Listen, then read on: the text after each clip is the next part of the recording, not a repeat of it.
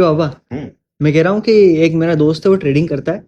तब क्या हो रहा है उसको कि वो बार बार लॉस करता है, उसके बाद में ओवर ट्रेडिंग करके कहीं ना कहीं ज्यादा नुकसान करता है। तो ओवर ट्रेडिंग कैसे रोकना चाहिए? और ट्रेडिंग हमेशा मेंटल बैकअप से ही आती है। जनरली हम कोशिश करते हैं कि ट्रेड लेते जाते हैं, लॉस होता जाता है, तो उस दिन हो सकता है कि हमारा पूरा साइकोलॉजिकल इफेक्ट होता है।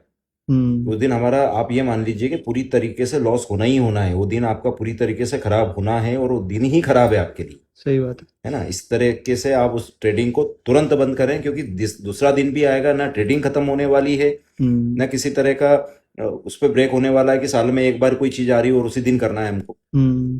तो आप कोशिश करें कि उस दिन अपने आप को बिल्कुल संयमित रखते हुए अपने सिस्टम को पूरा क्लोज करके बैठ जाएं, और अपने दूसरे काम, आप ऐसा तो नहीं है दिन भर ट्रेडिंग करते हैं, बहुत सही सारे बात। काम होते हैं। हम्म। तो अपने साइकोलॉजिकल इफेक्ट्स को, अपने साइकोलॉजिकल व्यूज को कहीं और डायरेक्शन में डालें। सही बात है। है ना? अल्टीमेटली उस दिन पैसा ही लॉस होना है।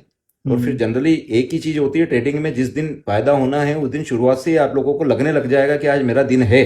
हम्म। तो आप कोशिश करें कि उस दिन पूरी तरीके से बंद करें और सेकंड डे का वेट करें। सही है। अपने लेवल्स बनाएं, किसी की एडवाइस सुने। है ना? हम्म। अपने ज्ञान को बढ़ाएं, बिना ज्ञान के ट्रेडिंग पॉसिबल नहीं है। सही बात है। तीर में तुक्का लगाओगे तो आप लॉस ही लॉस हो जाओगे।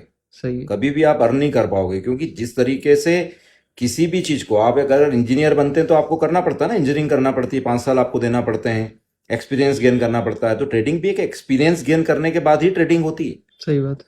तो आप एक अच्छे मेंटर से जो सिखाते हैं, बहुत सारी चीजें आजकल टूल्स अवेलेबल है मार्केट के अंदर, हम्म। आप लेवल्स बनाएं, समझें क्या होता है ना? उसके बाद ही ट्रेडिंग करें, उस दिन अवॉइड ही कर दें, ज्यादा ठीक बेटर है। है। Okay sir, thank you.